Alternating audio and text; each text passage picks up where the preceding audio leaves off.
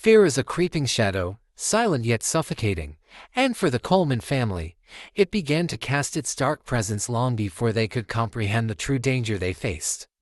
At first, it was just a faint whisper series of anonymous emails and handwritten letters that seemed like a cruel joke. But as the days turned into weeks, those whispers grew louder, more persistent, until they became an unrelenting roar that shook the foundation of the family's idyllic life. Chris Coleman, his wife Sherry, and their two sons, Garrett and Gavin, had a life most people would envy. Their suburban home was a sanctuary, filled with the laughter of children and the hum of daily routines. Chris, a high-ranking security professional for a world-renowned televangelist, was a man of meticulous planning and unwavering control.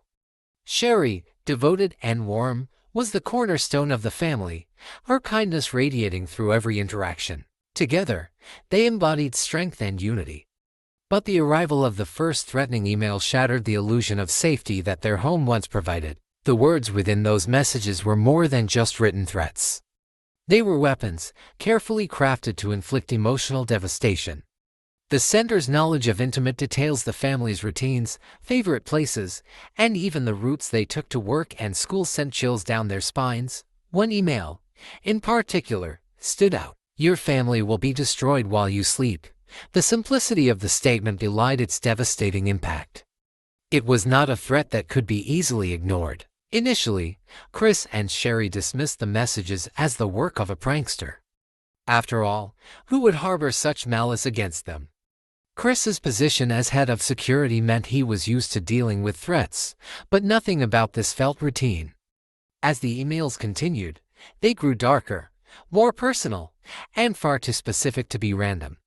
The family's sense of security eroded with each new message. Determined not to let fear dictate their lives, the Colemans tried to maintain a semblance of normalcy, but the tension was palpable. Chris became hypervigilant, obsessively checking the locks on their doors and windows. Sherry, outwardly calm, began avoiding places she once frequented. The boys, Garrett and Gavin, picked up on their parents' unease and grew quieter, their carefree innocence overshadowed by the invisible threat that loomed over their family. Nights became the hardest to endure. In the darkness, their fears amplified. Every creak of the house felt like a harbinger of danger. Sherry often lay awake, listening for any unusual sounds, her mind racing with worst-case scenarios. Chris, too, found sleep elusive. Questions plagued him. Who was behind the threats? Why were they being targeted? And how far would the sender go to make good on their ominous promises? The police were brought into the fold, but their reassurances did little to soothe the family's growing anxiety. Patrol cars occasionally cruised past their home, but the presence of law enforcement was fleeting, and the sender remained elusive. The Coleman's home, once a place of warmth and safety, began to feel like a prison. The walls seemed to close in on them, suffocating them with the weight of their collective dread. Conversations became strained, laughter hollow. The boys' once lively chatter gave way to subdued whispers, as if speaking too loudly might invite the wrath of their unseen tormentor. As days turned into weeks, the threats tightened their grip on the family. Deep down, they knew their lives were on the brink of irrevocable change. Each morning brought a new dawn, but with it came the nagging question, would today be the day their nightmare became reality? The seeds of tragedy had been sown, and the ground beneath them was shifting. Yet, amidst the growing storm, Chris Coleman carried a secret that would unravel everything. Chris's polished exterior as a devoted husband and father concealed a double life rooted in deceit. His relationship with Sherry appeared perfect on the surface. Their social media profiles showcased shared vacations, family milestones, and a picture of unity. But for Chris, this stability felt stifling. He craved an escape from the monotony of suburban life, and he found it in Tara Lintz, a woman whose presence would prove catastrophic. Tara was no stranger to the Coleman family, a longtime friend of Sherry's. She had been a familiar face at gatherings, someone the family trusted. But what had once been casual camaraderie turned into a torrid affair fueled by secrecy and desire. Tara, a cocktail waitress with a magnetic personality, represented everything Chris felt he was missing. She was bold where Sherry was composed, and predictable where Sherry was reliable. For Chris, Tara was freedom, a break from the responsibilities and expectations that defined his public persona. Managing his double life required precision. On the surface, Chris remained the attentive husband and doting father. He attended church with his family, participated in community events, and excelled in his role as a security chief. But behind closed doors, he was a different man. Using burner phones and coded messages, he maintained his secret relationship with Tara. As the affair deepened, Chris's obsession with her grew. She became the focal point of his thoughts, a constant presence even as he carried out his daily responsibilities. But Tara wanted more. Stolen moments and whispered promises were no longer enough. She demanded that Chris leave Sherry and start a new life with her. Her ultimatum was clear: he had until May 4th to choose. The pressure to reconcile his two worlds became unbearable. Desperate to maintain control, Chris wove an intricate web of lies to placate Tara while preserving the illusion of normalcy at home. But the strain of living to lies began to show. He grew irritable and withdrawn, his once steady demeanor cracking under the weight of his deceit. Sherry, trusting by nature, began to notice subtle changes in Chris's behavior. He was more distracted, less engaged with the boys, and prone to sudden outbursts. She attributed it to work stress, unaware of the true source of his turmoil. Chris's guilt manifested in fleeting moments, a hesitation before answering a question, a glance that lingered too long on his phone.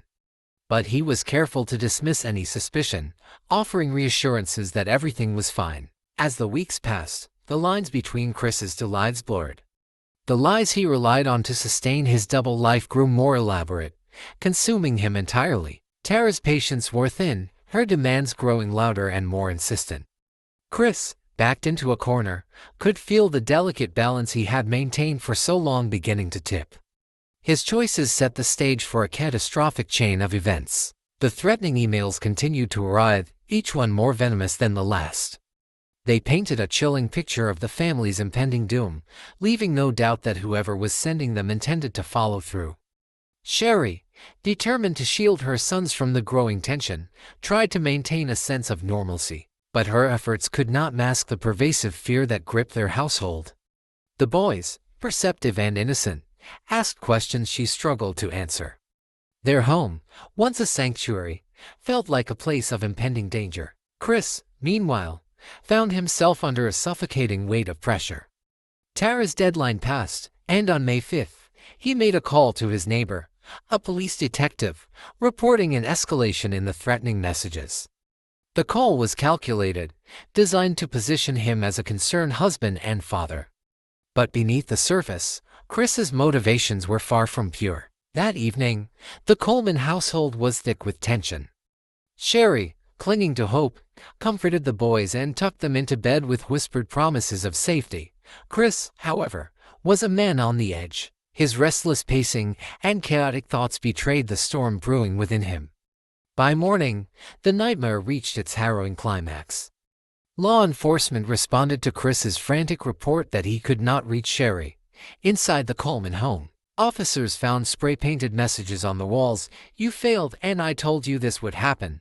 The bodies of Sherry, Garrett, and Gavin were discovered, their lives extinguished with calculated efficiency. Sherry lay strangled in her bed. The boys, still tucked beneath their blankets, appeared to have been taken in their sleep. The brutality of the scene left investigators shaken. There were no signs of forced entry, suggesting the killer had been someone they trusted. Chris's demeanor at the scene raised immediate suspicions. His grief felt rehearsed, his behavior detached. As investigators pieced together the details, the facade Chris had built began to crumble. The emails, initially thought to be from an outsider, pointed back to him. Forensic evidence and digital footprints sealed his fate. The trial of Christopher Coleman was a national spectacle, exposing the depths of his deceit. The prosecution meticulously dismantled his double life, presenting evidence of his affair, the threatening emails he had sent to himself, and his motive to start a new life with Tara. The defense's claims of circumstantial evidence fell flat in the face of overwhelming proof. On April 27, 2011, Chris was found guilty of 3 counts of first-degree murder and sentenced to life in prison without parole. The verdict brought a semblance of justice but could not erase the devastation. Sherry's family and the community grappled with the betrayal and loss. The Coleman home, once filled with laughter and love, now stood as a grim reminder of the darkness that can lurk behind closed doors. For Sherry's parents, the pain was a daily reminder of what they had lost. Photographs of Sherry with her boys smiling at the park, decorating a Christmas tree, holding hands at the beach were bittersweet mementos. They were not just family pictures, they were fragments of a life erased by betrayal. The ripple effects of the tragedy were felt throughout the community.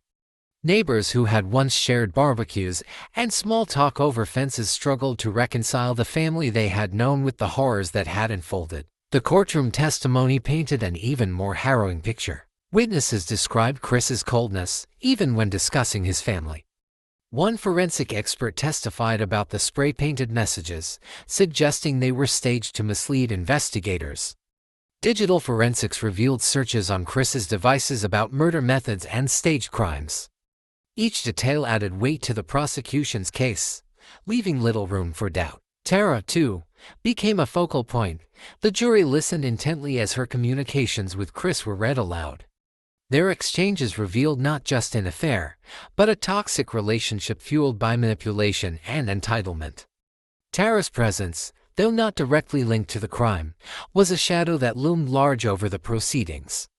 She represented the life Chris wanted so desperately that he was willing to destroy his own family to achieve it. Justice, in the form of Chris's sentence, was bittersweet. The community found solace in his conviction, but the void left by Sherry, Garrett, and Gavin could never be filled. The Coleman home remained a stark symbol of the fragility of trust and the devastating consequences of unchecked ambition. For those who knew the family, the story serves as both a cautionary tale and a chilling reminder of the darkness that can exist within even the most outwardly perfect lives. The pain of betrayal runs deep, and its echoes continue to haunt those left behind. While the world moved on, the memories of Sherry, Garrett, and Gavin lingered, a testament to lives taken far too soon. What lessons do you think society can learn from this case? Share your thoughts below. If you found this story compelling, please consider sharing it to spread awareness.